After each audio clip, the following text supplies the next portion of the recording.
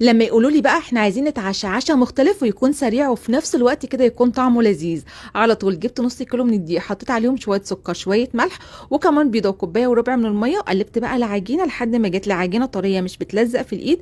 قسمتها بقى لجزئين وبعد كده ركنتها على جنب وسبتها ترتاح معايا حوالي تلت ساعه، وقلت بقى لحد ما العجينه ترتاح معايا جاهز الحشو. عباره عن نص كيلو من اللحمه المفرومه، بصلتين كبار مفرومين ناعم في الكبه، معلقتين كبار من الدقيق، شويه ملح فلفل اسود، شويه من البابريكا، واخلطهم كويس مع بعض.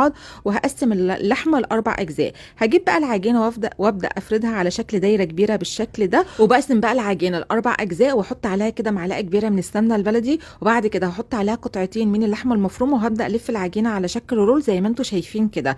بعد كده بقى بحط العجينه دي على ورق الزبده وابدا افردها كويس واوزع كده على الوش عليها معلقه كبيره من القشطه. هدخلها بقى فرن سخن درجه حراره 180 لحد ما بتستوي معايا. يلا طلعوها قدموها بالف هنا وشفا، وربنا يحسن ما بين ايديكم.